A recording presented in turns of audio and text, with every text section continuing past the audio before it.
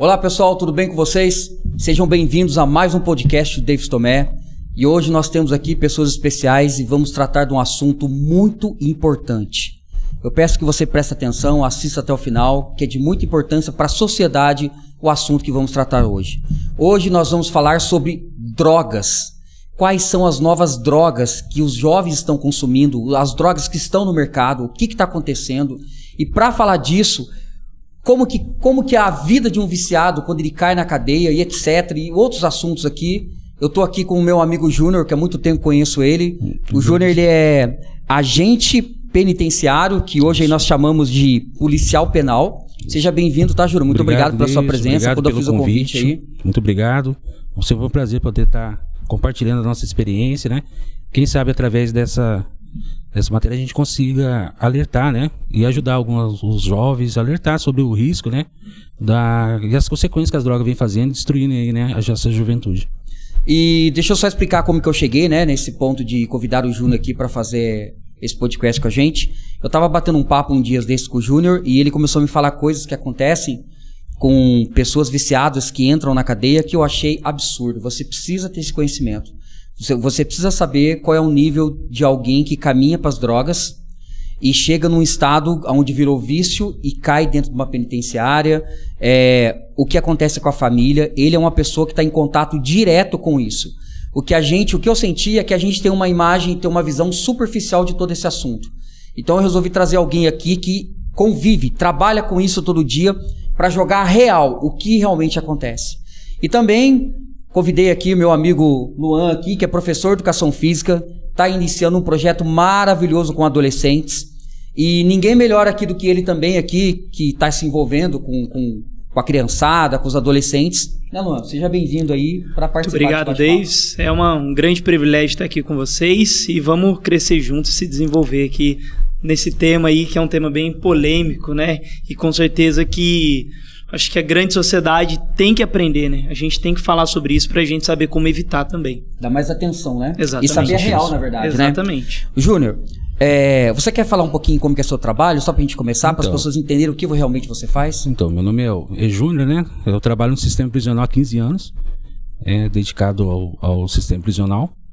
E desde o início, né?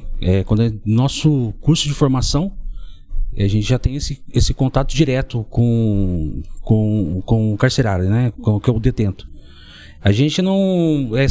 no meu primeiro curso, a gente escolheu a vaga, eu escolhi a vaga e já fui direto ter o contato com o preso. A gente primeiro ia eu escolhi o local para trabalhar, eu quero trabalhar no CDP, fui para trabalhar ou numa penitenciária, e você tinha esse contato direto já. Você já começava, antes de fazer o curso. Então você já sentia aquela pressão ali no começo. Aí você ficava um certo período até sair o curso de formação. Então eu já tinha um contato preliminar com o preso antes, aí depois eu fui fazer o curso. Então eu falo assim que foi mais difícil no meu período de adaptação, porque assim, você veio para uma nova cidade, uma nova realidade, e você já começa ali. Eu digo assim que através da grade, né, você olhar um olhar crítico para a grade, você consegue entender a essência de qualquer ser humano. Ali dentro dentro você trabalhando no sistema prisional, você conhece o que um homem é capaz de fazer com outra pessoa, você conhece a identidade da pessoa. Porque o ser humano está no limite, Está no limite. Assim, o vício trouxe ele no limite. Assim, tem outras consequências, né? Que você vê que tudo é uma situação, né? A gente vê crimes sexuais, a gente vê o crime de trânsito, então você vê assim que tudo é decorrência de alguma coisa. Nada acontece por acaso, né? Então, como a gente assim, nossa, eu teria assunto para falar assim com você, assim, abordar diversos temas, porque não é uma coisa que eu vejo na televisão, não é uma coisa que eu vejo no jornal, é uma coisa que eu acompanho dia a dia, entendeu? Nesses 15 anos, nossa, eu presenciei muita coisa, a gente vai presenciar, acho que assim, no sistema, você, cada dia é um dia.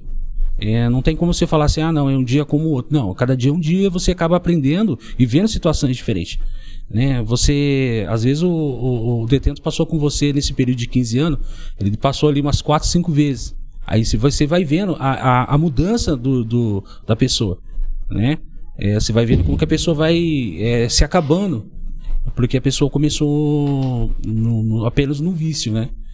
Ô Júnior, a primeira pergunta, tá? O que tá rolando de droga hoje as drogas que você falou que são novas, que até não são catalogadas? Então, Davis, para começar assim, para a gente começar assim, para simplificar, a gente sabe que hoje em dia, vamos falar assim, no Brasil, que são conhecidos no Brasil. A principal droga, né, que a gente fala, que as pessoas ainda insistem, falam, não, tem que legalizar, tal, é a maconha. É o princípio de tudo, é a maconha.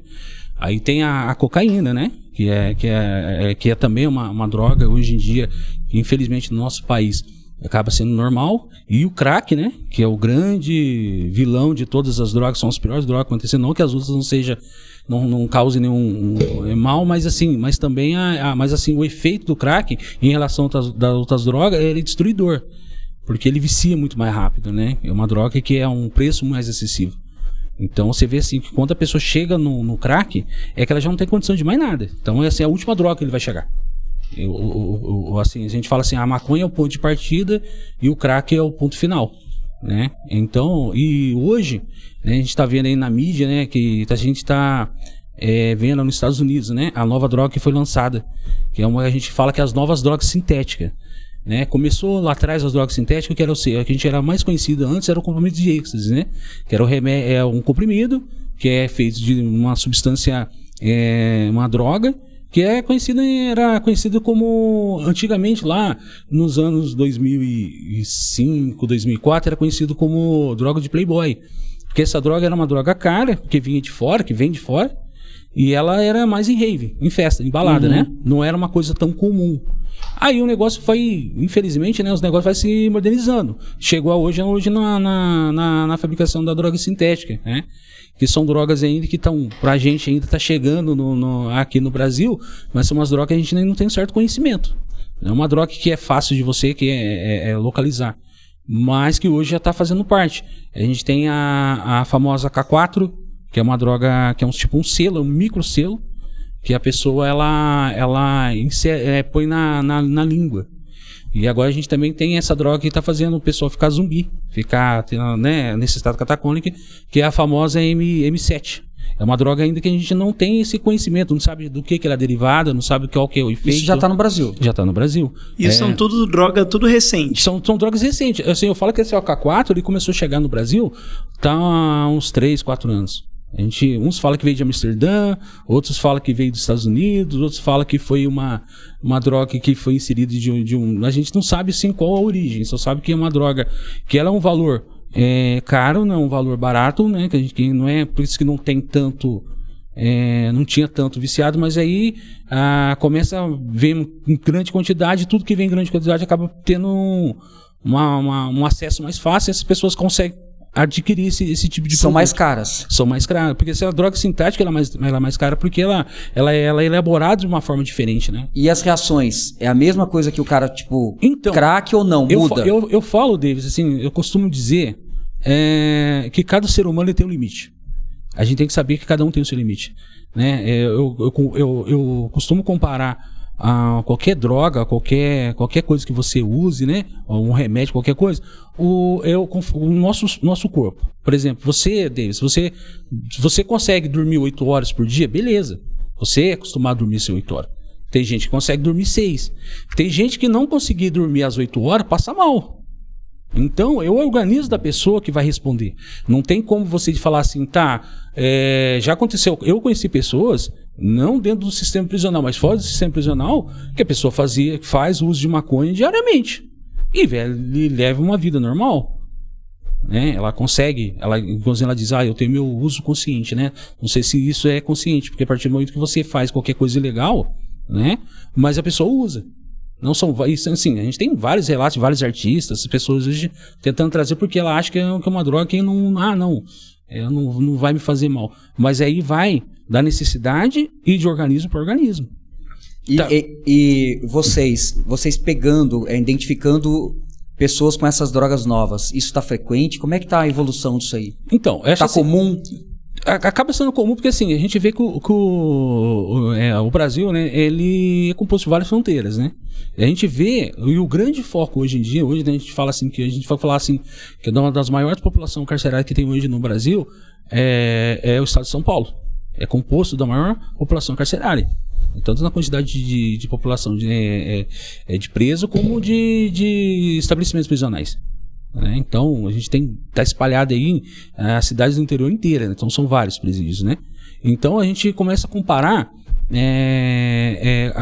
conforme vai tendo esse aumento, esse crescimento dessas drogas, começa a aparecer, começa a ter mais apreensões, começa a ter mais prisões, começa a ter, né, você vê que tem apreensões em aeroporto, você vê que vai tendo uma apreensão, então você acaba vendo, como a gente tem uma fronteira muito grande, essa droga, de alguma forma ela começa a chegar, né, pode ser que num certo ela vai atingir um determinado público, pode ser, mas aí de repente essa droga já começa a ficar como o crack, ele não começou por uma noite, não foi de um dia para o outro.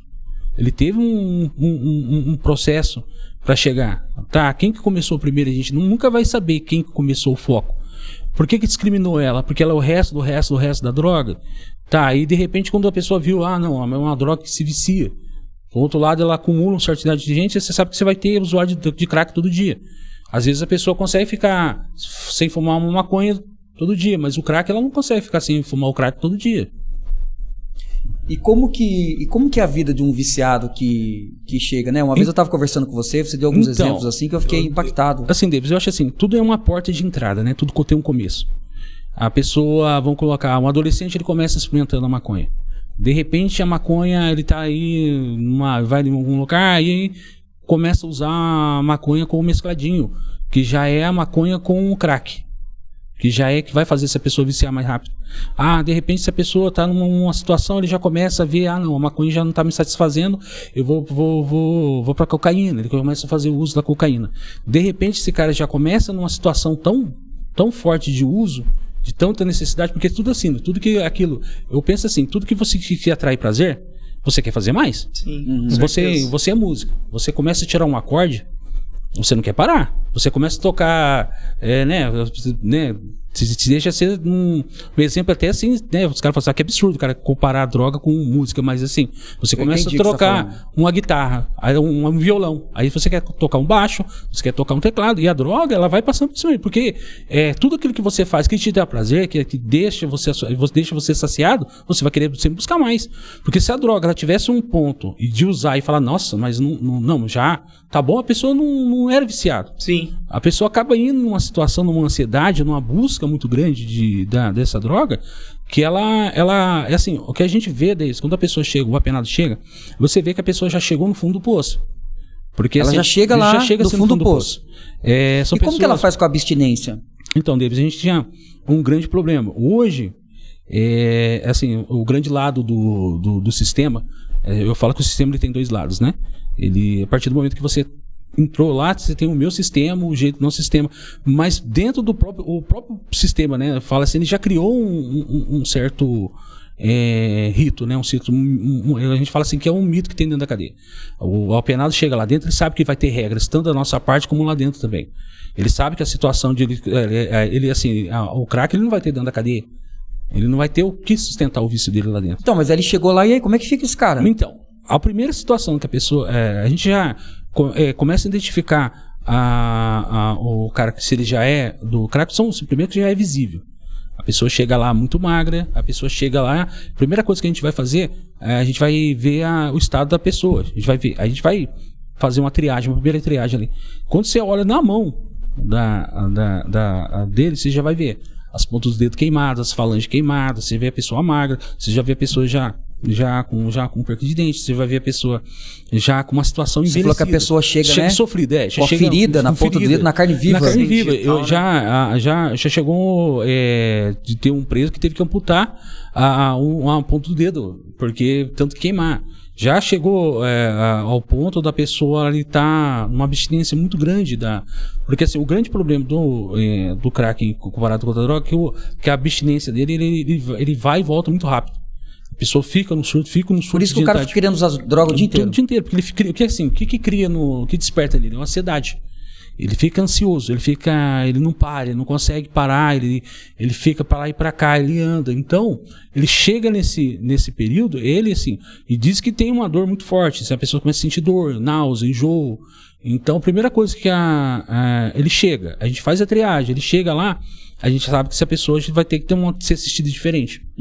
Então não tem como deixar ela de qualquer canto, a gente sabe que ele vai ter que passar por uma... Então ele vai ficar um período, a gente fala que ele vai ficar um período que a gente fala que ele vai ficar separado dos presos até ir para a população. E geralmente nesse período que ele fica separado, desses 10, 15 dias, né, que a gente usa o termo de AO, aí que ele vai ser... A gente consegue identificar se o cara tem um surto ou não. E Entendi. já aconteceu E que muito nível caso. que tá? Porque assim, ele tá fechado com... Ele não tem banho de sol, ele não tem saída, o banho de sol ali é controlado, é 1 hora, 2 horas. E nesse momento você vê, a pessoa começa a pedir muito PS, porque ele quer suprir. Aí você vai lá, a primeira coisa que a pessoa quer, ele quer um remédio. Ele quer alguma coisa. Então Nossa, você já vai pro sabe. remédio. Pra suprir a droga ali. Pra suprir. Então ele vai suprir, ele vai tomar um dipirona, ele vai querer alguma coisa. Então você já começa a assistir. E grande parte dessas pessoas, que é muito legal dentro do sistema, assim, eles vão passar por eu tô com dificuldade, tô ansioso. Tem os médicos, né? Que vai passar o sistema, o corpo de enfermagem, e essa pessoa, eles chegam, não preciso passar na enfermaria. Aí é detectado que ele tá com uma crise de ansiedade, ele tá com dificuldade para dormir. Aí ele é medicado. Ele é medicado. Aí assim, o que a gente faz? Aí a gente tem um sistema, passa por uma avaliação médica e ele é conduzido para um hospital psiquiátrico. E lá, através do médico, ele vai dar o quê? Um remédio para tentar suprir essa deficiência que o preso está passando. A necessidade que ele está passando. Porque ele precisa tomar um remédio para dormir. Ele precisa tirar um remédio para ansiedade. Já tem preso que chega a tomar, por dia, chega a tomar 8 remédios por dia. Né? Que a gente fala que é os remédios controlados, tarja preta mesmo, remédio forte.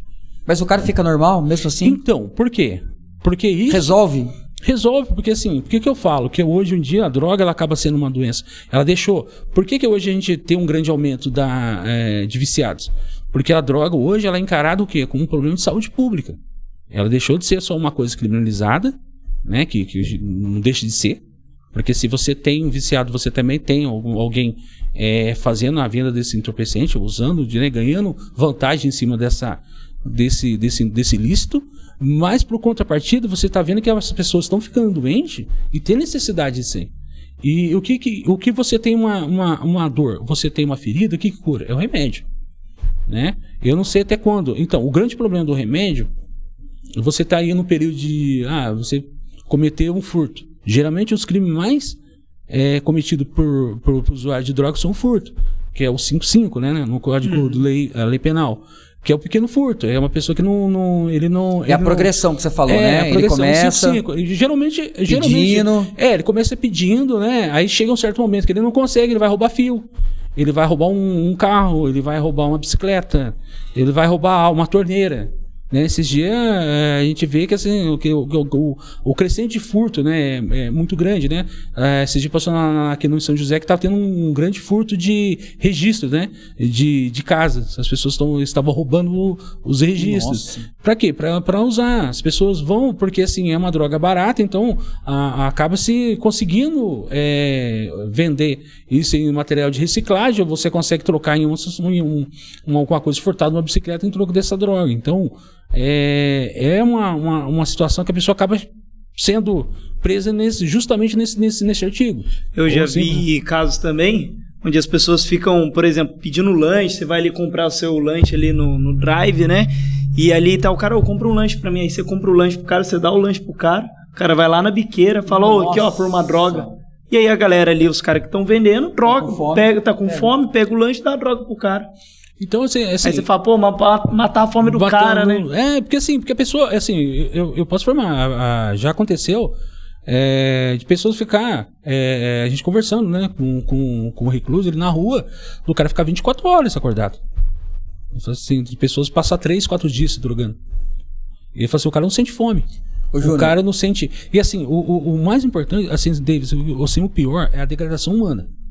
Porque a pessoa, ela chega um certo momento que tudo que era normal você fazer, mas se você tinha vergonha de fazer, por exemplo, a sua necessidade que você tem que fazer no banheiro, você tomar o seu banho, você fazer suas necessidades, acaba essa pessoa, se ele estiver na rua, ele vai fazer. Ele acaba perdendo esse negócio, não tem mais barreira. A pessoa está entregue numa situação do vício, a pessoa dorme em qualquer lugar, ela dorme na rua. ela vai dormir, se tá chovendo ou não, ela tá, sabe, ela fica numa situação de degradação, a pessoa já não tem vaidade, a pessoa não tem documento, a pessoa chega lá, ele vai ter uma identidade conforme ele chega lá. Porque assim, eu vou puxar o que ele já tem, o histórico dele, se ele tem uma matrícula, se ele é primário, quando ele chega, quando ele cometeu o primeiro delito, a gente vai chegar lá e vai ver qual que é a situação desse preso. Ele começa a ter uma identidade a partir do momento que ele chega lá. Tá, e se ele ficar 5 anos preso, esses 5 anos ele vai ter que tomar remédio? Sim, e assim, uma coisa que eu venho, que eu agora acompanhando com os presos, que os médicos sempre falam que uma pessoa que toma remédio para uma dependência química, ele vai tomar remédio para o resto da vida. Nossa. E não tem como você começar a tratar, não é como uma dor de cabeça que você vai tomar hoje, vai parar, não, só vou tomar quando eu tiver uma enxaqueca de novo, não, vai ser um remédio contínuo. Então, basicamente, ele vai viciar no remédio. Então, eu falo assim, porque você vai estar combatendo uma droga com uma outra droga, entendeu? Você vai suprir isso aí. Então, a pessoa vai continuar. Deus. Por isso que eu falo que a volta da pessoa para droga, a pessoa que é viciada, essa pessoa fala, mas nossa, tem vários casos, a pessoa fala, meu vizinho, né, vamos citar um exemplo, né, meu vizinho ele é usuário, nossa, esse cara tava bem, tava indo para a igreja, agora tem uma recaída, porque assim, um certo tempo a pessoa consegue manter um certo equilíbrio, a pessoa consegue, porque ele tá tomando remédio, aí de repente a pessoa fala, nossa, tô super bem, ó, tô indo para a igreja, tô trabalhando. Tem uma recaída. Tem uma recaída. E não precisa, assim, o grande problema eu falo da droga, que ela não precisa ser uma recaída grande. Não precisa ser assim, não precisa ficar 2, 3 dias fora, não. É uma ida. Ele vai hoje, ele vai amanhã, ele vai indo, daqui a pouco ele já começa de novo. Porque assim, são grandes os casos que a família está lutando com esse familiar há muito tempo. E agora você entrou nesse assunto de família, eu já ia fazer essa pergunta. E a família, quando vai visitar a pessoa? Então, as mães chegam a desabafar com vocês? Chega, bastante. Assim, o grande problema... É alguém que precisa, é o rico que está lá, o muito rico, o pobre, não tem classe social. Assim, hoje em dia eu vejo o reflexo na juventude. Eu falo que assim, antigamente a gente tinha aquela imagem de dizer que a cadeia era de pobre. Hoje em dia não. Tem muitos menininhos de aparelhinho no dente, de família, pai de família, né? Pessoas que não têm uma condição financeira até legal, mas acabam indo para esse mundo. Às vezes por mal companhia, às vezes porque está no momento, no lugar errado, na hora errada, né? Acaba sendo abordado e a pessoa está com uma coisa, acaba indo para lá. Mas assim, frisando em cima do viciado que cometeu um crime, o negócio é tão absurdo que a mãe, o pai vai saber que o preso tá lá num estabelecimento penal quando a gente liga. Nossa. Quando ele lembra ainda do telefone. Assim, pra mãe ela fica até surpresa. Nossa, mas como que ele tá aí? O que ele fez? Porque assim, já chegou caso que a pessoa tá 3, 4 meses fora de casa. Meu Deus. E a mãe não sabia, não sabia. Nossa, não, pra ele tá na rua. E ele tá preso, você tá falando do viciado. Do viciado. E a mãe não sabia que era aquele viciado, pelo jeito. Não, sim, até sabe. Porque chega assim, o que eu falo? O primeiro ponto. Vai chegando um certo momento que a pessoa começa a cometer... o primeiro delito que ele comete é dentro de casa. Roubar assim em casa, começa a pegar dentro de casa. Começa a ficar agressivo dentro de casa. Então a família, assim, se ele começa a furtar dentro de casa, começa a causar uns grandes transtornos, os familiares acabam excluindo essa pessoa. Ele já não é mais aceito na casa de primos, não é aceito na casa de pai, na casa de irmão, ele não é aceito. Ele já começa a ficar mal visto. No bairro ele já começa a ficar mal visto. A partir do momento que ele começa a cometer algum furto, as pessoas já começam a olhar esse tipo de pessoa de olhar diferente. Já é um grande obstáculo. Então a pessoa vai fechando tanto o cerco que essa pessoa, qual que é a última saída? É a rua. A pessoa começa tanto a ter... E outra, já casos de pessoas se ficar... Porque eu falo que o crack é um vício muito rápido. A pessoa ficar, por exemplo, 10 dias na rua e ser preso. Tipo, fiquei 10 dias usando, viciou naqueles 10 dias e cometeu um crime, assim. E assim, cara que tinha carteira assinada, cara que tinha um trabalho, entendeu? Aí assim, causar um espanto, eu falo assim que a gente tem que saber diferenciar o familiar do recluso. Acho que ninguém aceita, né? Ninguém quer ter um filho numa condição de chegar, porque assim, a gente sabe que infelizmente uma pessoa que está num vício, ele vai cometer, ou ele vai para a marginalidade, ou ele vai acabar morrendo em decorrência do uso de droga. Não tem, assim, aqui a gente tem a gente tem uma ligação muito forte com o CRAS, né? A gente pega a medicação para esses tipos de detentos. né? Então, na sua opinião, você está falando que, pelo que a gente já conversou fora daqui também, que o melhor lugar, vamos dizer assim, né? O lugar mais, assim, seguro para um usuário de crack seria dentro da cadeia, porque lá ele tá com orientação médica, ele está sendo cuidado, do que aqui fora piorando cada vez mais. Eu posso até, né, David, já que você entrou abordando esse assunto, né? Depois o Luan também pode dar a opinião dele, porque eu vou entrar num assunto bem polêmico. A gente fala assim dessa Cracolândia de São Paulo. É uma coisa que está aí vários anos, né, acontecendo no nosso estado. Hoje, infelizmente, São Paulo ele é visto com um cartão postal negativo da cidade. É um centro histórico da cidade, né? Vamos dizer ali que é onde começou a cidade de São Paulo, e hoje em dia é tomado por viciados. Já foi feito diversas tentativas, ações, tanto da polícia militar, civil, guarda municipal, tentou. Você vê que é uma área que ninguém quer ter nada, o pessoal que tem comércio ali está sofrendo. Por que acontece? Como eu falei, virou um caso de saúde pública, né? Virou, assim, não tem como você tapar o sol com a peneira. Não falo nem do poder público, são várias ações. Já tentaram dar trabalho, já tentaram criar, tem ONGs, né, que fornece alimentação, o corte de cabelo, tem os mutirões, tem as pessoas que vão alimentar. Mas é uma situação que a pessoa está tão degradação que as pessoas já não têm. Eu acho assim, a gente bate numa questão forte. Se a gente sabe, se dentro do sistema prisional, essa pessoa, de certa maneira, se ela ficou 1 mês, 2 meses lá dentro, ela conseguiu se recuperar, porque ela não está sem as drogas, ela consegue, porque a pessoa chega magra, chega sem a digital, chega, né, muitas vezes trazendo algumas doenças de rua. Hoje a gente está aí com a sífilis em alta, a gente está com a tuberculose em alta, dentro do sistema prisional novamente. Uma coisa que era erradicada aí desde 2006, 2007, hoje está de novo dentro do sistema prisional. Aí vão colocar, a pessoa ficou esses 2, 3 meses, a pessoa se recupera, a pessoa se alimenta. Tem casos que você tira uma foto de um apenado quando ele chega para fazer inclusão, quando você vai fazer, você nem reconhece a pessoa. Porque a pessoa começa a mudar. Porque assim, não precisa ser uma coisa 1 ano, não. É pequenos dias, porque a pessoa começa a se alimentar, a ter fome, ela começa a praticar, de certa forma, ela consegue dormir. Coisas que ela não fazia. Nossa, o sono é essencial para tudo, né? Sim, a pessoa consegue, né? Dormir. A pessoa começa a fazer uma atividade física, porque tem um futebol lá dentro, tem uma física lá dentro. A pessoa começa a se distrair com outra coisa.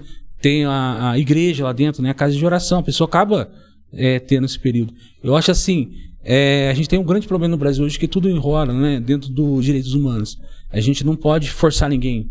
A gente não pode pegar ninguém amarra e levar para uma clínica de internação. Nem mesmo um parente pode fazer isso, né? A mãe não pode querer internar o filho, né? Ele pode tentar levá-lo a lá, mas mantê-lo dentro de uma clínica de recuperação é muito difícil. A gente, esses dias, né, passou aquele ator, né, que era da Malhação, Cabeção. Sei. Ele com uma barra de ferro ameaçando o pai dele, porque o pai dele não queria dar dinheiro para ele comprar. Aquele cara foi internado 5 vezes. É um cara que tinha condição. Entendeu? Você vê que como é que é a situação. A pessoa chegou num ponto que a pessoa tá... Perdeu noção. Qual que é o passo? Porque assim, ainda tem valores, uma estrutura, uma condição, ainda tem uma situação, ainda, mas a gente fala, ele é um ator que ele não tem mas é um passo. Se estivesse perto de uma Cracolândia, eu tava vendo reportagem, né, de outros policiais, né, Sargento Nantes, que ele fala que ele foi fazer uma abordagem na Cracolândia, tinha uma moça que era modelo. Eu vi isso. A gente tem um professor. Nossa. Cara, tem um técnico em informática. Pessoas que tinham uma profissão, que tem uma profissão, que tinha uma identidade. E começou e hoje está lá. Será que se a pessoa tivesse uma chance de estar no lugar, você está recluso da sua liberdade, mas aqui dentro você vai ter uma liberdade assistida. Você vai ter condição de você se tratar, você vai trabalhar, você vai ter que... Não, se você não vai sair, não é esse negócio de você vir, dormir, tomar seu banho e voltar para a rua. Você vai tomar seu remédio. Não, todo dia você vai ter que tomar um remédio. Porque lá no sistema prisional, o remédio chega de manhã à noite. Se o cara toma remédio 3 vezes por dia, ele vai tomar remédio 3 vezes por dia. Tá? E se ele se recusar a tomar... Ele toma uma sanção disciplinar. Olha. Ele pode responder, ele vai responder. Porque se ele não tomar, ele vai dar um prejuízo, de certa forma, como uma convulsão, por exemplo. E assim, porque ele está dentro de um sistema que tem certa regra, ele vai respeitar o ambiente. Porque ele pode ser usuário, mas ele tem a consciência de falar, não, opa, peraí, eu não tô mais... também se não respeitar também. Eu não tô mais dentro da minha zona de conforto, eu não tô mais dentro do meu ambiente, não. E não é só que eu sentar aqui embaixo de uma árvore, não importa se tem criança passando ou não, eu vou acender o meu cigarro de crack. Não, lá não tem. tem a regra. Vai ter a regra, tanto a nossa como lá dentro. Então ele sabe. Ele vai ter que se portar, ele vai ter que se achar. É o que eu falo, será que não? Se a gente não criasse aí um hospital penitenciário, sabe? Será que não seria uma solução? E é legal você falar isso, por quê? Porque você está envolvido em tudo isso. E o feedback que você está dando é da vida real, né? Isso que eu acho muito louco. É um cara que está ali, que dá vida real. Agora, Júnior, deixa eu aproveitar e fazer uma outra pergunta. Você falou da igreja aí, né? Como é que é o papel da igreja lá dentro? A igreja realmente ajuda? Qual igreja, sei lá, se você puder citar nome, qual a igreja qual a igreja que tá ali, que realmente cuida, ajuda de verdade? Então, a gente vê hoje em dia que é uma das igrejas que é mais forte, que sempre foi forte, né? Isso aí desde o sistema da cadeia do Deixando Estado. bem claro aqui, né, que não é... eu acho que vou deixar você falar a igreja, depois a gente vai falar se a gente pertence a ela ou não, pra gente não dar a impressão que a gente tá vendendo a igreja. Não, com certeza. Beleza? Não. Mas uma das principais igrejas, né, que sempre se fez presente dentro do sistema prisional, começou pela Dois ao Amor, Assembleia de Deus e hoje é Universal. Né? Hoje tem a pastoral católica, né? Que é a pastoral carcerária, né? Que é a católica então são também. Várias igrejas, são as maiores, são maiores. Então, hoje você tem acesso, hoje o preso ele tem acesso à vida religiosa muito mais fácil. E realmente ajuda, a igreja lá dentro ajuda mesmo a vencer tudo isso que você está falando. Eu acho assim, David, eu acho assim, vamos supor, por exemplo, vou chutar, assim, eu não vou especificar a unidade, mas, por exemplo, uma unidade que, por exemplo, que tem 15 celas. Vamos dizer que tem uma que é da casa de oração. Você pode ter certeza que lá vai ter 10 presos, 8 presos só. Que conduzem ali, que são pastores que decidiram ser a casa de oração. Ele vai realizar o culto ali para todos os presos ali, mas as pessoas que estão ali numa vida dizer que não, eu não vou fumar, eu quero ter uma vida com Deus ali, são muito poucas. A pastoral, quando ela vai lá, ela abrange todos os presos, abrange. Ela faz o culto lá dentro, abrange. Mas assim, o ID, né, deve falar, não, eu realmente quero seguir, é muito pouco. Porque assim, se a igreja, assim, ela é importante, ela é indispensável dentro da Mas eu acho que a igreja, nessa parte, ela faz mais a obra social, né? A obra social. Que você tinha falado pra mim, né? De dar óculos, comprar remédios. Os caras fazem isso. Então, ajuda, né? Na verdade, eles... Ajudar os familiares a passar por essa situação. Ó, que legal. Na verdade, eu acho que não é nem... Na verdade, eles querem recuperar a pessoa. Mas, independente disso, eles querem o sentimento de que eu estou ajudando, independente da sua ação. É difícil isso, não acha? Assim, então... Eu faço assim, então, Luan, eu vejo assim, você está desenvolvendo essa atividade com os jovens, né? Você consegue identificar a origem que vem desse jovem, né? A condição de familiar que vem. Você não vai você não vai receber um craque de bola de primeira ali, você não sabe que você vai ter que trabalhar. Sim. Eu fico imaginando como é difícil o seu trabalho, porque assim, o meu comparado ao seu, até o meu chega a ser mais fácil, porque assim, eu sei o que eu tenho que fazer. Eu vou receber esse apenado lá dentro, vou dar uma condição dentro do que o sistema oferece para ele, acabou. O seu já chega na staff. Já chegou na staff. Agora você, como você consegue trabalhar? Interessante o contraste aqui, né? Porque como você vai chegar louco. E identificar, como você vai conseguir tirar de um jovem uma visão negativa se ele já convive com isso todo dia, se ele presencia isso todo dia, às vezes já tem até uma pessoa dentro da família que como é que se você vai trabalhar com um jovem que chega com fome, não porque é opção, porque ele quis ir para o mundo, ele chega com fome porque ele não tem, como é que você vai inserir e falar assim, não, através do esporte você vai vencer, sabendo que um jovem também, hoje o herói dele é o cara que tem uma corrente de ouro no pescoço e acaba participando do mundo do crime, né? Hoje eu falo que hoje em dia a juventude hoje está carente de heróis. Sim. A gente está carente de referência. Eu acho assim, como é difícil, eu acho que assim, o seu trabalho comparado ao meu também não é nada fácil, né? Você tirar um jovem, né? Sim. E como você lida, como você consegue identificar um jovem que está passando uma situação, como que o seu trabalhar lá, como que você age nesse... Não, bacana. Assim, falando desse processo em si, eu acho que para a pessoa chegar a ser uma pessoa usuária, eu acho que são várias etapas que ela vai passando. Então, eu acho que o primeiro nível, e é esse nível que a gente mais encontra lá, sabe o que é? Chamado carência. Essa pessoa só quer uma atenção. Infelizmente, às vezes ela não encontra isso dentro de casa, não encontra do pai, de algum familiar. E querendo ou não, graças a Deus, o esporte ele acaba sendo acolhedor, né? Mas assim, suponhamos que essa pessoa não tenha o acesso ao esporte. O que ela vai fazer? Ela vai numa roda de amigos, onde aqueles amigos vão dar aquela devida atenção onde ela nunca teve, e muito provável aqueles amigos talvez usem alguma coisa, façam alguma coisa, e para aquela pessoa se sentir aceita naquele meio, eu acho, na minha visão, que ela vai se submeter àquilo. Exatamente o que eu penso. Você entendeu? Agora, dentro do esporte, ali é isso que o esporte ele é bonito. Porque eu não tô falando que o esporte ele não vai fazer a pessoa usar droga. Porque se você for olhar grandes atletas, Michael Phelps usou cocaína, Maradona, o cara usou muita cocaína. Então eu não tô falando que o esporte a pessoa não vai usar droga. Mas eu tô falando a união que isso pode trazer, essa assistir a pessoa, dar essa assistência para essa pessoa, mostrar para ele ali que ele tem um valor, isso pode evitar dele pelo menos não fazer isso.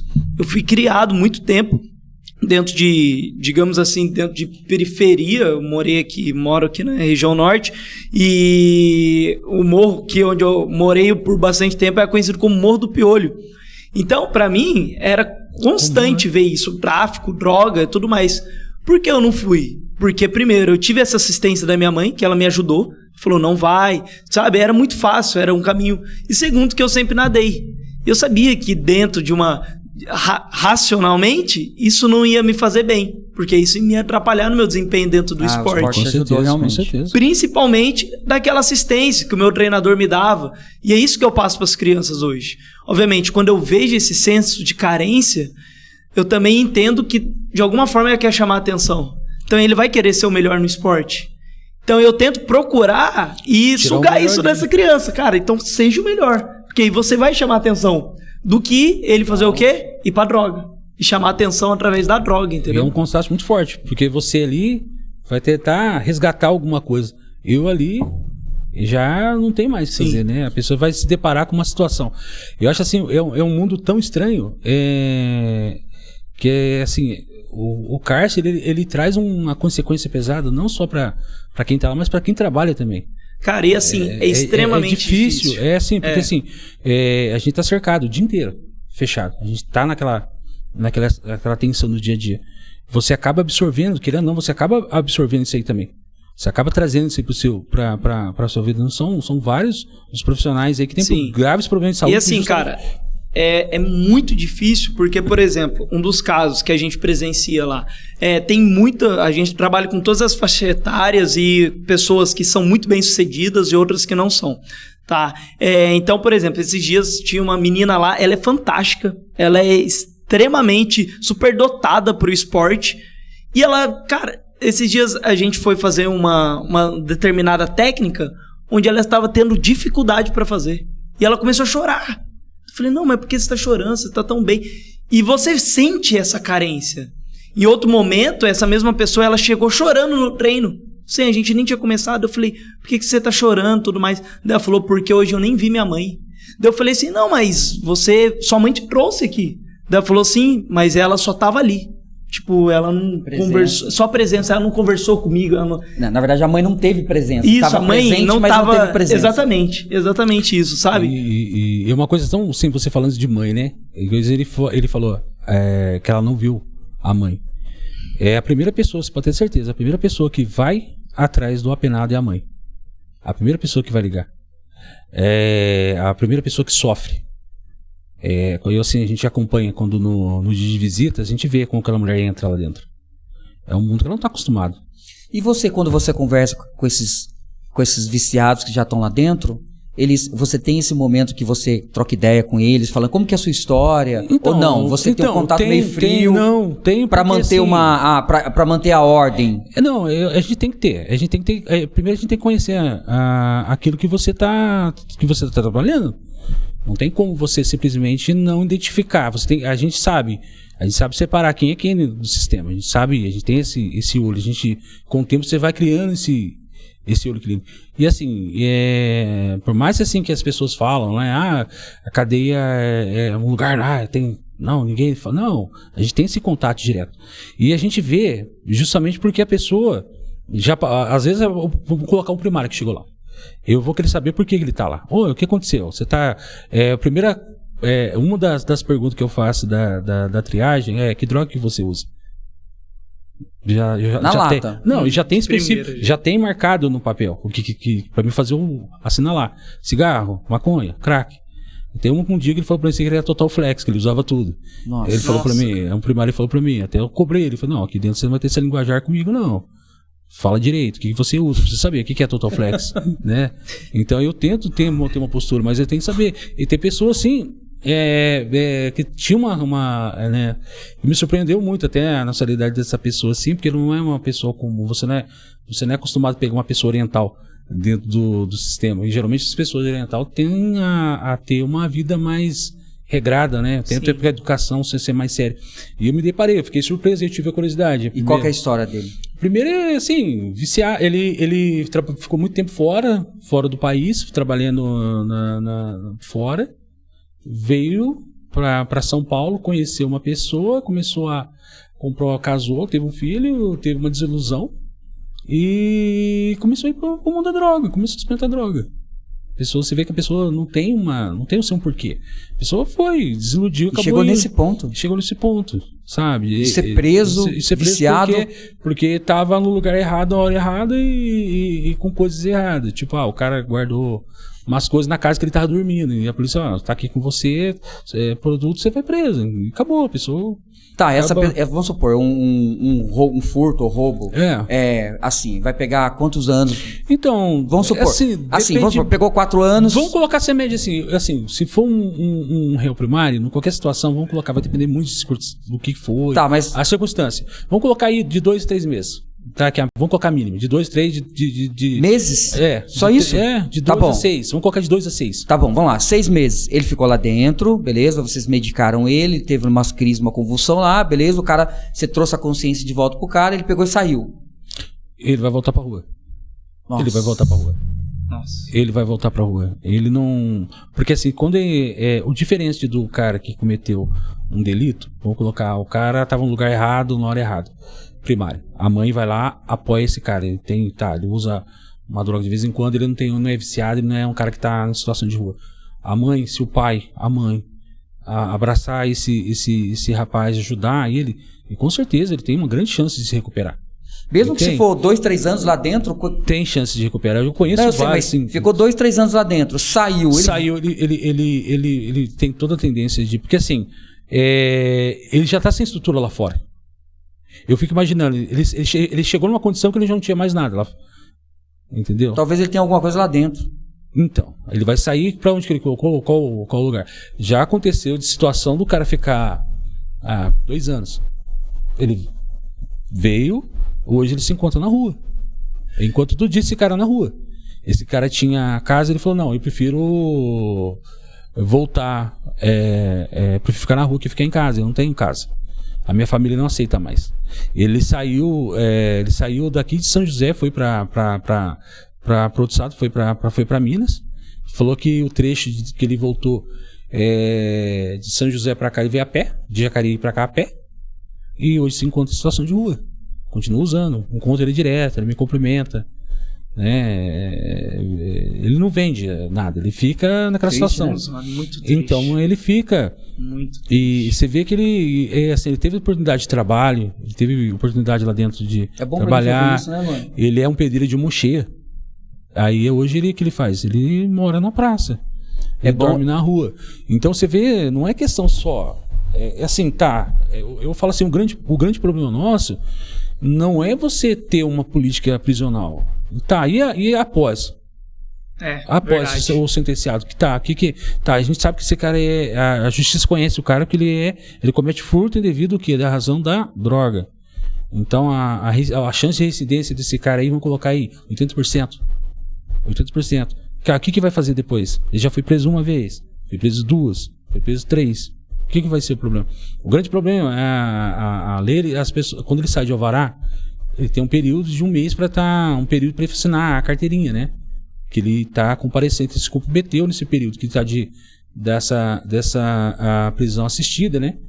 Que ele vai se comprometer, aí eu fora assinar.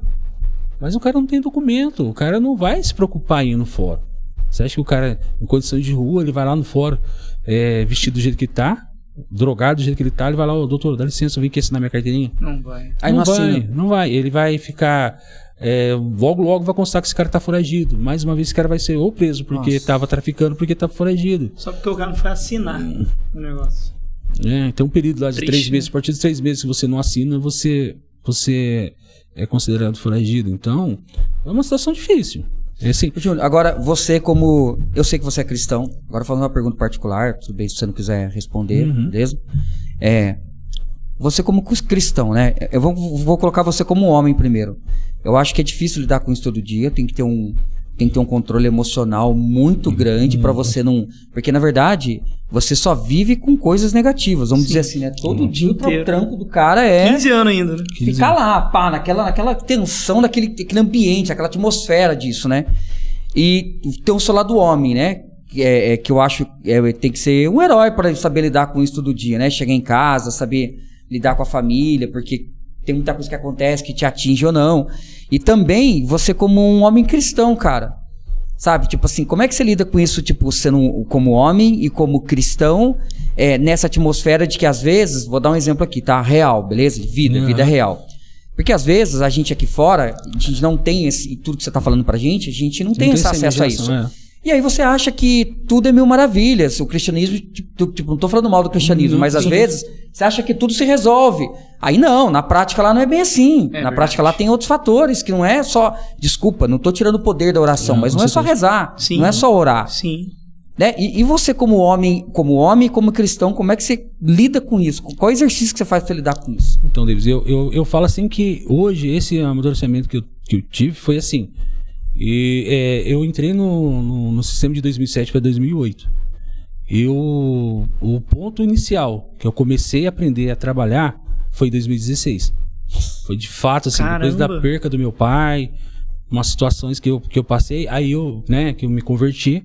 Eu falo que eu comecei a trabalhar de verdade, entender o sistema, ver que ele não era, que eu estava conseguindo derrotar o gigante, foi a partir de 2016.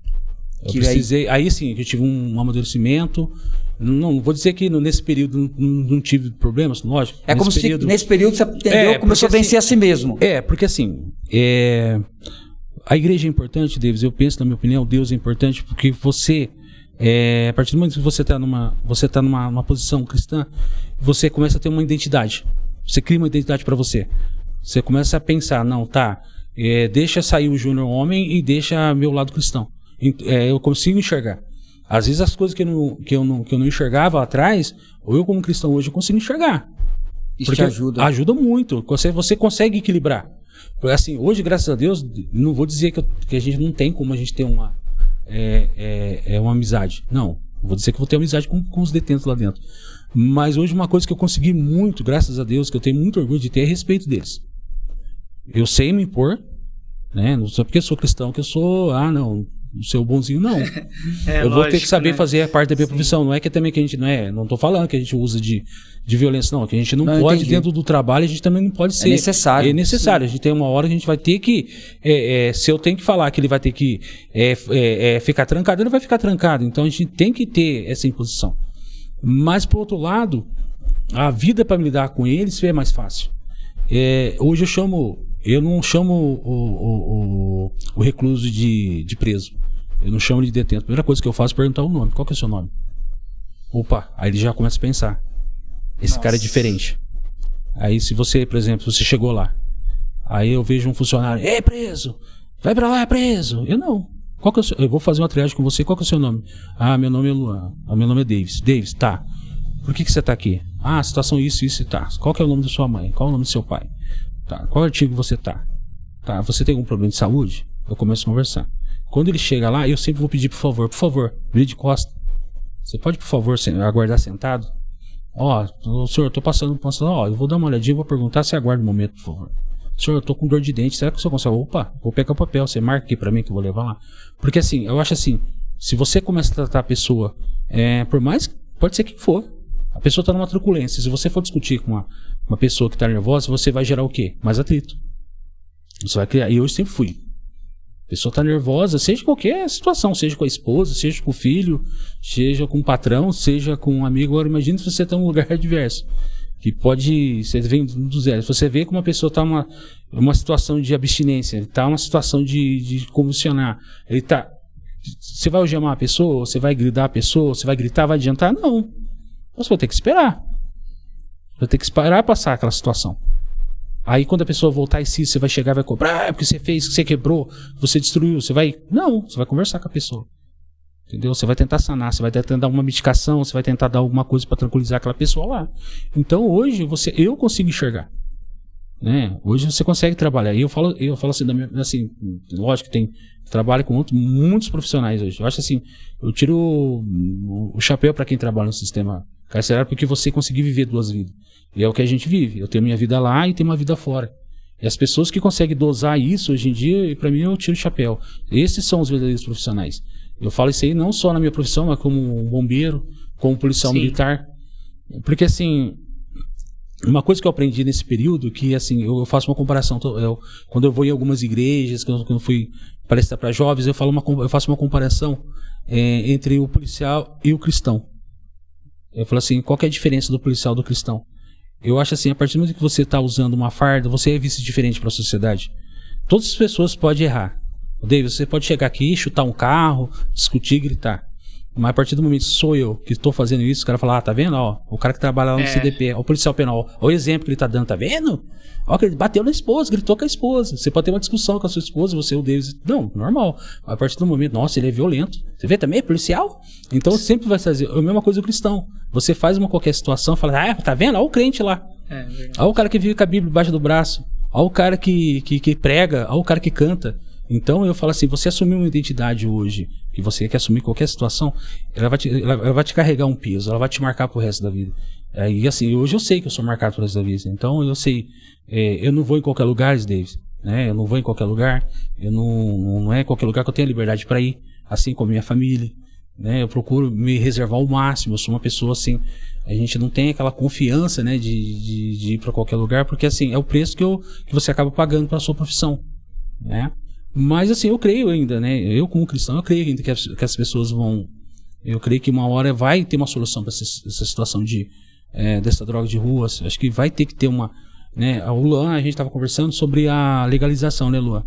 Sim. A gente estava falando sobre a legalização, né? Um ponto-chave aí. Vamos descriminalizar a droga, vamos deixar ela acessível. Vai ter... Mas assim, o que eu estava explicando para ele sobre... A gente está comentando sobre o cigarro, né? A gente sabe que o cigarro também, querendo ou não, é uma droga, né? Que causa mal, E ele, hoje em dia, ele é taxado, tem uma grande tarifa em cima, né? Um imposto muito alto sobre o cigarro. Hoje, as pessoas que têm condição de comprar um cigarro bom, ele vai comprar um cigarro, não que seja bom, né? Vai comprar um cigarro de melhor qualidade. Mas mesmo assim, tem um mercado paralelo. Sim. Que é o Paraguai, né? Tem um cigarro hoje. Será que por ter uma droga legalizada, será que a pessoa não vai, entre ter uma droga legalizada de 30 e continuar tendo uma droga de 5 na rua, será que a pessoa vai optar para comprar? Ele vai pegar o que está mais fácil, né? Será que a pessoa que usa droga todo dia, será que a loja vai ser um drive-thru, vai funcionar 24 horas? A droga legalizada, 24 horas, né? E eu fico imaginando como que seria o poder público, né? Sair uma briga numa loja legalizada. Chega lá, qual a situação que você vai ter, né? A pessoa matou o cara na fila aqui porque a pessoa cortou a fila na hora de comprar droga. Os dois estão efeitos. Os dois são... então é muito contraditório. A gente não está preparado para isso. O Brasil não está. Porque, assim, infelizmente, as coisas são jogadas embaixo do tapete. Eu falo assim, Davis, qual o dia que você passou de carro que você prestou atenção numa pessoa que estava lá, do outro lado lá, usando crack lá? Qual o dia que você viu? Eu falo que a gente tem esse trajeto do anel viário. Você sabia que tinha uma moça que ela abortou um neném ali? Só deixar claro para quem está assistindo, que a gente mora em São José dos Campos. Eu já ia entrar nesse assunto com você. Como é que tá São José dos Campos? Você acha que está caminhando para uma Cracolândia em alguns pontos da cidade? A gente vê, não, assim, eu não sou São José dos Campos, mas eu acho que qualquer cidade hoje qualquer cidade do interior, de um grande, de médio porte, hoje em dia, a gente vê que o número de viciados está muito grande. Né? A gente vê que a nossa São José, você vê que tem alguns pontos que você já passa já estão. Se a prefeitura, não sei se a prefeitura, você ficar esperto, cara. Mas tem assim, Deus, contrapartida tem em São José tem, como eu falei pra você, tem o CRAS, tem o apoio social, né? Mas assim, é uma contrapartida, você está enxugando um gelo muito forte. Porque você não está você não está sanando, você está remediando. Tá espalhando, né? O que não Você pode tá- deixar grudar. É que nem, vamos falar aqui, né? A gente sabe que ali perto da prefeitura, aquele viaduto ali, você sabe que ali é um ponto de mendigo ali. De tudo. De vez em quando eu vejo a guarda municipal espalhando, né? Eles não deixam aglomerar, porque senão todo mundo vem pra cá. Aí vira uma Cracolândia. Mas quando tem... Pior de Quando tudo, tem- na frente da prefeitura, né? Então, Como mas que eu- vai ficar pra São Mas José, eu falo né? São Paulo. Se for parar pra pensar, São Paulo é Cracolândia. Quando tem operação, o que eles fazem? Sai Espalha. correndo, se espalha, sai assaltando, sai roubando. Não é uma situação de... Por isso que eu falo. Por isso que eu É continuo, complicado, é uma eu situação continuo, delicada. Será que se não tivesse um hospital penal pra esse tipo de coisa? Você vai ser internado sim à força. Será que a gente não ia conseguir sanar isso aí? Você vai ficar ali... Assim, ó, eu tenho uma opinião, tá? Tá. Mas eu acho que a questão da droga, eu acho que ela é superficial. Eu acho que a causa dela tá bem mais no fundo. Assim, o Davis, melhor que ninguém, pode falar disso, Então, né? mas eu entendo o que você está falando. Certo. Beleza? O que você está falando é não chegar nesse ponto. O contraste aqui é muito interessante entre vocês. Você quer trabalhar, não chegar nesse ponto. Ele já chegou no ponto. Eu já cheguei Sim. nesse ponto. A gente Então, tá do outro lado da curva, né? É Então, tão interessante que difícil. por mais que já chegou no outro ponto e você entrou e resolveu aquele ponto no começo, mas agora já foi um viciado. Já era. É um viciado. Porque assim, ó, eu acho que, pelo menos, igual eu disse, por exemplo, você falou, poxa, as pessoas diferentes de você, né? Você, com certeza, eu acho que só de você tratar aquela pessoa pelo nome, cara, eu acho que você já ajuda ela muito, Isso, também cura acredito, ela de isso uma acredito. forma. Eu atendi um menino esses dias, ele tinha uns 17 anos. E aí o pessoal chamando ele de pão de queijo, pão de queijo, pão de queijo. Eu falei, qual que é o seu nome? Daí ele falou, Erickson. Daí eu falei, Erickson, não sei o quê. Daí eu... E aí, agora, eu só tô tratando ele pelo nome. Sabe o que ele falou pra mim? Meu pai nunca me chamou pelo nome. Nossa. Cara, tipo assim, eu acho que muitas das vezes a droga, ela só é o que é visível. Mas a gente nunca vai saber a dor que realmente aquela pessoa tá. O buraco, né? E que a ela- droga, que ela tá tentando Sanar tampar com a aquele droga. buraco com a droga. Então, esse é tão contraditório, né? Que a gente falando isso aí. Que geralmente quando a gente vê a comunicação entre eles, é só pelo vulgo. É só pelo vulgo, eles não se tratam pelo nome. Né? Eles são lá dentro, eles são um vulgo. E pra gente, e assim... ele Só pode o que é um número? É só o vulgo. Eles falam o vulgo dele, menor, é isso, é aquilo. Então, e Tipo a gente a sabe. gíria, né? É, a gíria do dia a dia. E a gente vê e assim, o que me assusta, né, Davis, eu até falo, a gente vê os adolescentes hoje em dia, ele traz muita coisa do cárcere para o dia a dia, para a escola. Hoje, esses dias eu vi dois alunos conversando, parecia que era dois presos. Sabe, a gíria é muito forte. Essa coisa de trazer aquilo ali, não, eu tenho orgulho de falar. Né? Esses dias eu vi um perfil do menino, ele com apologia a um crime grande, assim, sabe?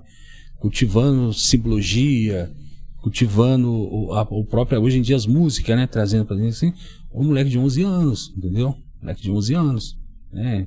Como conhecido no Face, acabei vendo o perfil dele, me chamou a atenção, né? Ele tava lá como solicitação de amizade, quando eu fui ver, falei, meu Deus, né? Uma criança de 11 anos tá inserida numa coisa, numa realidade que, assim, e não vou dizer pra você que ele não tenha perto, mas não é uma realidade do dia a dia. Ele não abre a porta da casa dele e tá ali. Não. A pessoa tá indo buscar longe, tá indo buscar numa mídia, tá indo se amparando em alguém. Ô Júnior, e você, no final da ponta, né? Que a gente vê o contraste aqui. Qual é o conselho que você daria pra quem tá no começo da ponta? Então, Davis, esse trabalho do Luan é muito importante. Acho assim, talvez, a gente vê aí, o Luan tá aí, né, trabalhando com essa parte de esporte. Hoje é mais fácil você encontrar semáforo que você encontrar uma quadra de esporte. Hoje é mais fácil ter uma placa de, né, quando a gente fala colocar um obstáculo para o carro ir mais devagar, do que se constrói uma coisa assim que é para trânsito, do que de construir uma quadra de esporte. É um bairro imenso, assim, você tem uma, duas, três. E assim, quando tem, é mal administrada, né? Não tem uma pessoa para cuidar. Né? Não tem. Acaba virando um ponto ali até para uso de droga. Não tem uma coisa. Não, faz a quadra para dizer que você tem a quadra. Mas aí são muitos poucos que coloca ali um trabalho ali diário. Porque não tem que ser um trabalho vai ser segunda, quarta e sexta. Não. Acho que assim, se você quer trabalhar com a Júnior, tem que ser. Por isso que eu falo que o trabalho dele é difícil. Porque tem que ser um trabalho diário. Não tem como você plantar um negócio de criança hoje e daqui a 20 dias você voltar lá. Mano, e outra, não é só o futebol, igual ele tá falando, tem a natação, não é só você colocar a filosofia do esporte.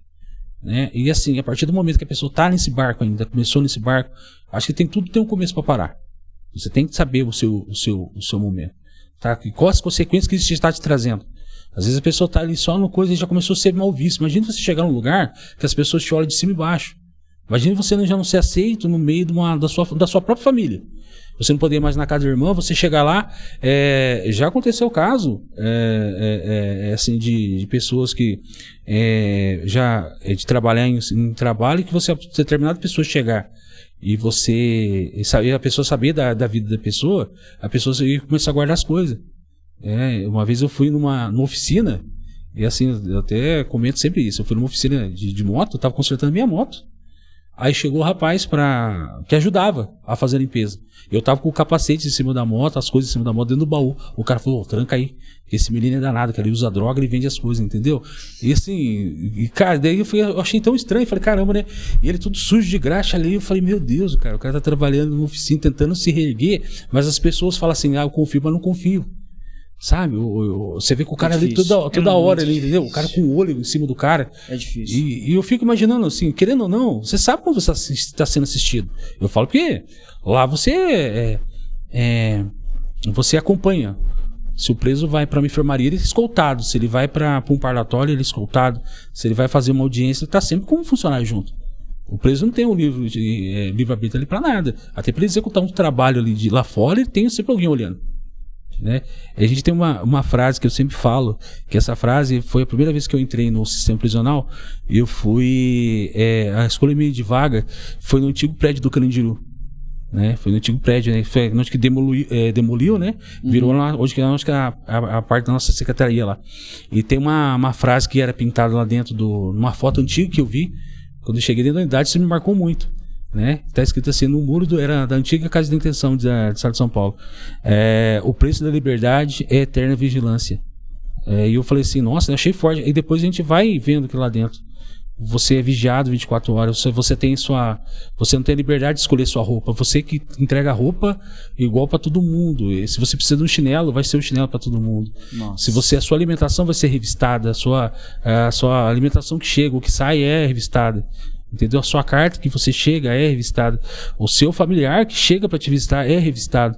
Entendeu? Então você não tem uma liberdade lá dentro. Então tudo que você tem é assistido. Aí essa frase demorou um tempo para cair a ficha e falei, nossa, realmente, né? O preço da liberdade é a eterna vigilância. Que a gente fala que a liberdade não tem preço, né? E para nós tem, né? Que é a eterna vigilância. Você vê que a pessoa vai seguir ali. E sem falar que ele vai carregar uma matrícula pro resto da vida. Ele vai procurar um emprego e assim, eu sou uma pessoa que eu marco muito, eu consigo marcar, identificar quem já foi detento, quem já passou comigo. São 15 anos. E esses dias, assim, eu numa situação de estar cortando o cabelo com uma pessoa, a pessoa passou comigo e eu não lembrava da pessoa. Eu falei, caramba, tô perdendo meu tato, né? E a pessoa conversando comigo e falando assim, porque assim, eu percebi que quando ele falou uma coisa, eu falei, cara, você passou comigo lá? Eu falei, passei. Quando? Tal ano, tal data, fiquei em tal lugar, tal pavilhão. Falei assim, você me via lá já? O senhor que me trancava, você que me trancava. Cara, assim, foi meio surreal, sabe? É o cara que tá cortando seu cabelo ali, entendeu? Então você não tá tão... E o cara ele falou assim, cara, a única coisa que restou pra mim é cortar cabelo. Eu aprendi a cortar cabelo lá dentro. Eu trouxe essa profissão de lá pra cá. Então hoje eu corto cabelo. Legal. É um bom profissional, graças a Deus. Às vezes a prisão é a cura pra liberdade, né? É para pensar. Porque, por exemplo, a pessoa tá presa, mas ela tá curada, por exemplo, de uma situação do crack, como a gente tá falando, e se curando de uma... assim, eu acho assim, o grande problema é a forma que você lida com a sua situação. Tem gente que aceita muito fácil. Você vê a pessoa chegando, chorando, chega uma pessoa passando uma situação, daqui a pouco, assim, o Davis, que mais me impressiona hoje no sistema é que como o ser humano se adapta à situação que ele vive. entendeu? Ele tá numa situação que é mais preso, que tem um banheiro só para usar dentro de uma cela, você ficar preso dentro de uma cela, a pessoa acaba acostumando com a situação. Eu já cheguei a ver esse senhor, que ele tirou, começou a primeira cadeia dele, ele tinha 18 anos. O cara tava com 50 e poucos anos. Meu Deus. Ele viu os filhos crescendo dentro da cadeia. Nossa. Entendeu? Cara. Ele tem uma vida dentro da cadeia. Uma vida marginalizada dentro da cadeia. Aí você vê como que vai ser esses filhos, né? Então. Aí eu fico imaginando. Então, assim, a gente começa a observar, assim, a gente começa a olhar com os... Porque, assim, é sujo, às vezes tem... Pô, né? Hoje ainda diz que o sistema ainda mudou muito, né? Mudou bastante, né? Mas do tempo que eu cheguei em 2008, nossa, era pesado, né? Era muito preso. Hoje, né, uma cadeia, quando eu cheguei lá em 2007, 2008, a cadeia tinha capacidade de 500 presos, tinha 2.000 presos. Hoje a gente consegue trabalhar com uma margem de 400, 500 presos. Hoje você viu que tem uma redução. Né? Mas em contrapartida, a gente vê que não muda. A síntese ali dentro não vai mudar. A regra ali dentro não vai mudar. O jogo vai ser sempre o mesmo, né?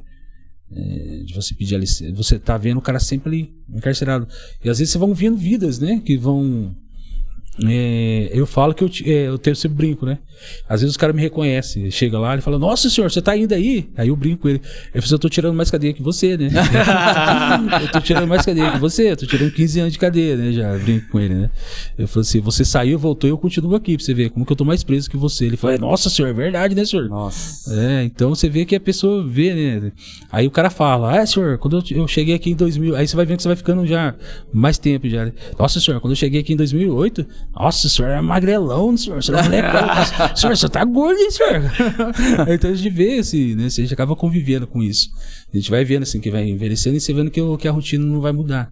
Eu falo que eu acho assim, que o grande problema, o X da questão, Luan, não é o que tem que ser feito hoje para mudar, o X da questão, o que não foi feito para chegar nessa situação que chegou hoje.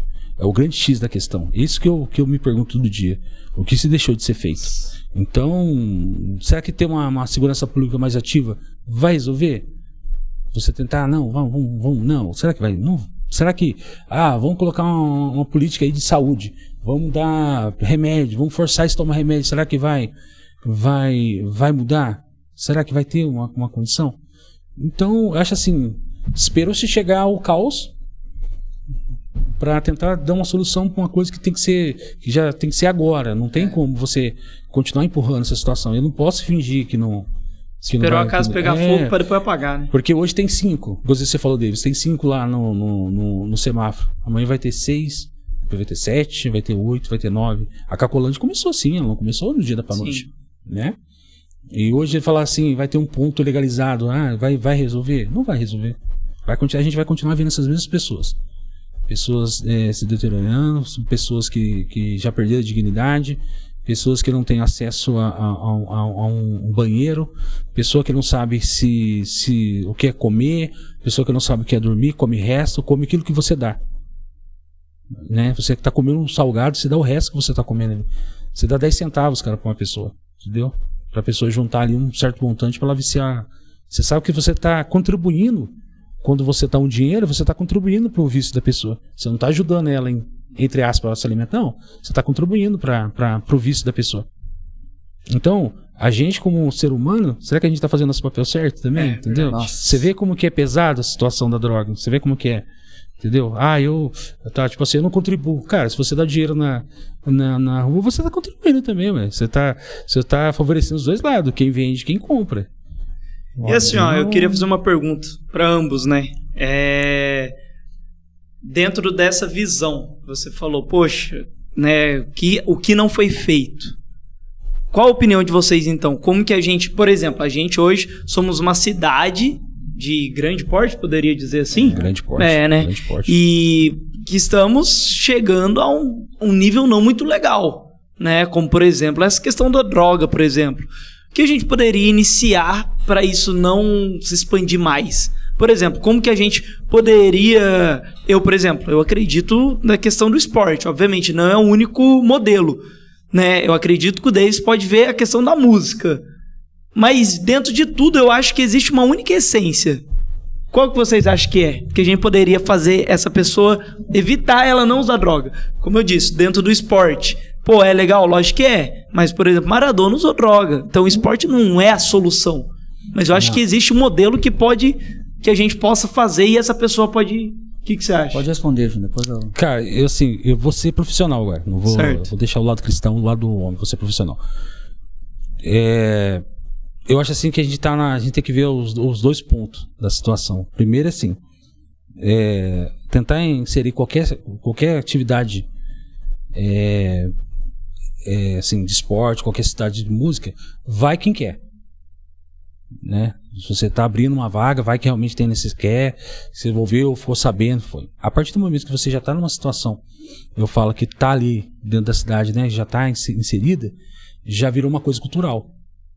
Você vê que dentro de uma periferia, num bairro pobre ou dentro de qualquer situação, você vê que a pessoa já está naquele convívio ali. Então, como que você vai mudar, inserir uma coisa primeiro que você não vai ter, não é qualquer um Ministério Público, se ele não consegue chegar lá dentro, ele não vai fazer força para entrar. E outra, eu aprendi uma coisa também, você não entra no quintal da pessoa se você não for convidado. Entendeu? É o seu grande problema. Eu acho assim, tem inúmeras soluções, eu acho, sabe? Pegar esse pessoal, eu acho assim, criar um sistema de trabalho, sabe? Mas assistido. Uma solução. Dá uma dignidade. Poxa vida, você tem 10, Davis, eu consegui tirar 2, cara. Poxa vida. Nossa. Poxa vida. Pô, cara, você quer mesmo? Vou te dar uma chance, cara. Você vai trabalhar nessa fazenda aqui. Você vai se tratar, você vai trabalhar aqui. Vou te ensinar uma profissão pra você se manter. Você quer? Ah, quero, pá.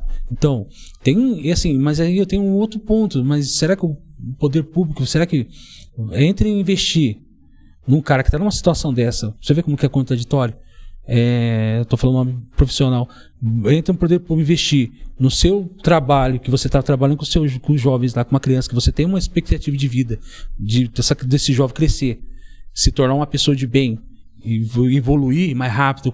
Se você dá uma camiseta, ou você dá um tênis para um jovem hoje em dia, se você investir neles, algum resultado vai ter. Se você criar um campeonato que vai dar uma disputa entre ele, poxa vida, eu vou fazer entre bairros, né? Mas uma coisa sadia, entre escola, bairro, uma coisa assim assistida, que os pais se envolvam. Olha quanta coisa vai fazer. A música, né, Davis? Vamos fazer uma coisa, uma serenata, fazer só do bairro, vou fazer aqui, a cada bairro vai visitar, poxa vida, quanta coisa. Agora, gastar um dinheiro com uma pessoa que você sabe, cara, que você vai investir um dinheiro, que remédio controlado não é barato, o profissional de saúde, né, que você vai gastar com combustível, levar, você manter um lugar desse aí, geralmente é por doação ou a próprio poder público, para você não ter um resultado no final depois, para ter um resultado. Então, é muito difícil. Então, os valores estão invertidos, né? Porque assim, hoje em dia tem alguns problemas, mas você sabe que não são eficazes. Então, é muito contraditório. Então, assim, eu vejo como profissional, por isso que eu falo pra você, a gente tentar recuperar o que tá hoje. Se eu tenho um problema na minha família, conversar.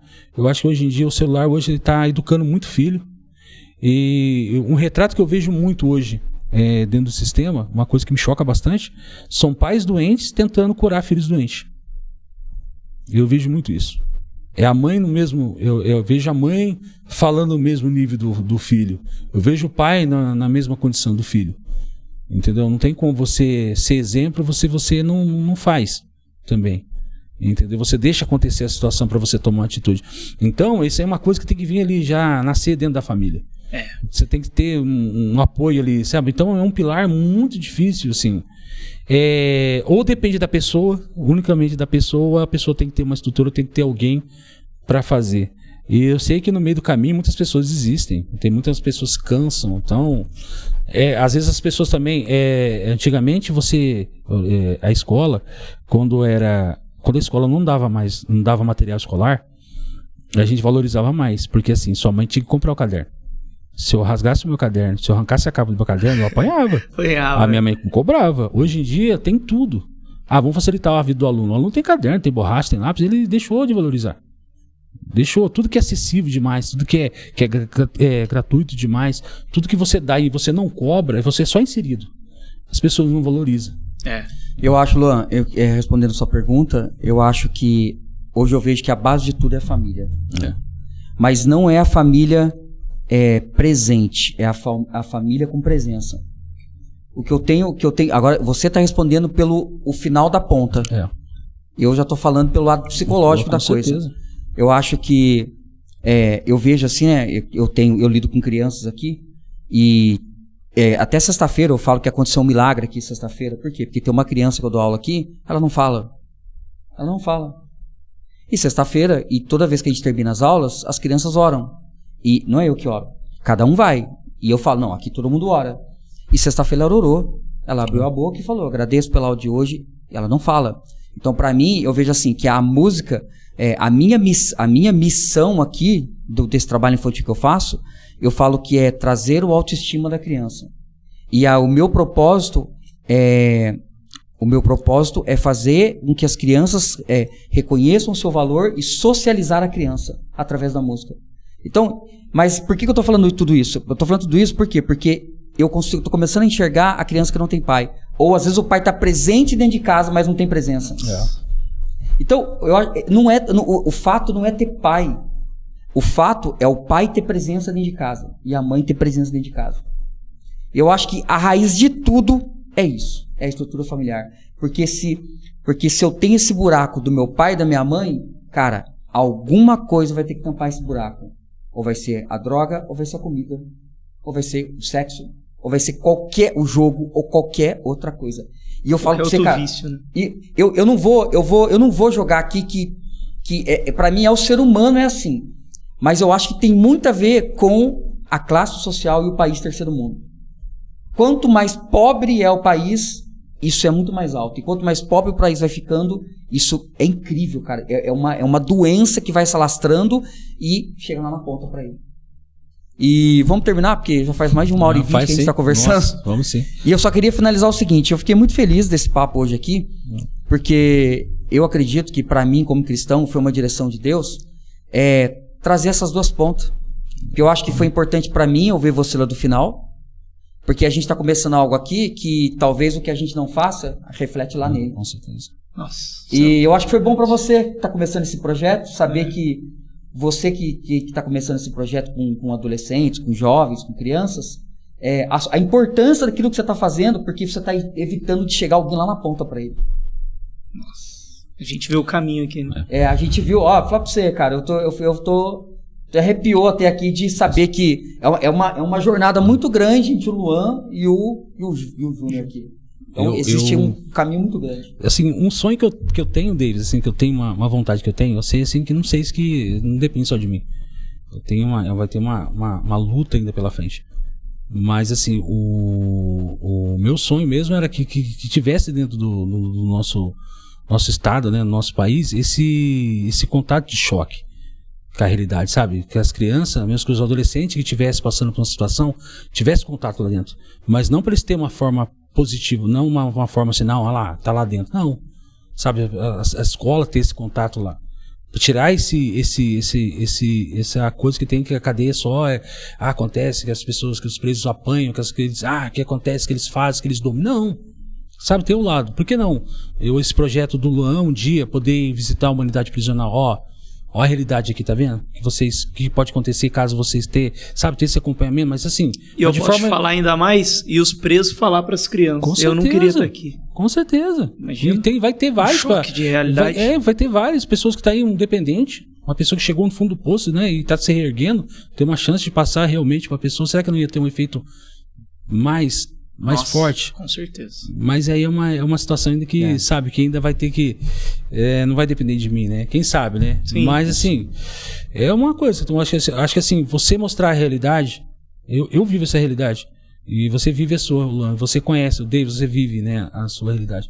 Acho que assim, tem certas coisas que é só vivência. Não é eu contar. Né? Não é você ler um livro, né? Ou você ver uma história, você ver um filme, aí você fala, o filme você identifica uma certa situação, mas você tá dia a dia ali, acaba isso enraizando dentro de você, tanto do lado positivo como do lado negativo. Por isso que as pessoas hoje estão nesse viés, né, que a gente fala, né? Nessa via de duas mãos, né? Um vai pro lado certo, porque ninguém quer ser o diferente. Mas por contrapartida, quando você tá lá, você não quer ser igual a todo mundo também. Pô, senhor, eu quero ficar aqui. Não. quero ser igual a esses caras. Todo mundo fala assim, senhor, Deus me livre, nunca mais quero estar aqui, entendeu? Então, olha só como é que é. Quando você tá lá, você quer ser igual a todo mundo. Quando você tá lá, você não quer ser. Não quero ser igual a esses caras. Não, senhor, pelo amor de Deus. Júnior, muito obrigado pela sua presença. Obrigado eu acho que... pelas suas palavras. Acho que falar pra você, muito bom, tá? Que As bom. palavras, tudo, a história que você trouxe aí, de vida, de prática. Acho que vai acrescentar muito na minha vida, muito na vida do Luan. Com certeza. Até mesmo, né, tem pastor assistindo a gente aqui nesse Com momento certeza. aqui. Eu creio que tá falando muito com as pessoas que estão aqui. E se eu conseguir implantar isso aí nos jovens, né, igual a gente tá fazendo, acho que o Luan também. Você vê como que é a situação. Eu vim aqui pra falar meu dia a dia. Hoje eu vi que a realidade do Luan é muito mais difícil que a minha. É muito mais difícil que a minha. Tá vendo que a gente tem essa troca de experiência que é legal. Né? Eu quero agradecer o Luan também. Nosso trabalho excepcional. Que Deus te abençoe, cara. Que você continue tendo força.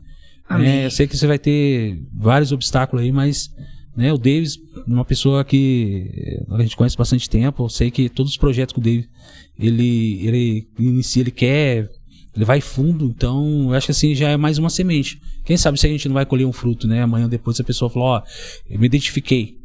Um dia eu tava lá de bobeira em casa, alguém comentou e eu fui assistir um vídeo e tudo que foi falado ali, realmente eu tava passando, meu filho tava passando, eu dei um alerta, eu busquei, eu puxei, quem sabe, né? Deu mais atenção pros filhos, né? Com certeza. Que é o que a gente tá falando, né? Se você não dá atenção pros filhos, você vai pegar o resultado lá na ponta. Com certeza. Nós estamos diante de um contraste aqui, onde você tem essa opção, você tem essa opção. Essa opção. Né? Mas muito obrigado aí, tá bom, Luan? Davis. Eu que agradeço. Eu agradeço também, obrigado. Muito obrigado mesmo pelo convite, viu, Davis? Isso aí. É isso aí. Precisar, a gente tá lá. Tá bom. Muito obrigado, pessoal. Até mais aí. Valeu. Tchau, tchau. Falou, tchau, tchau.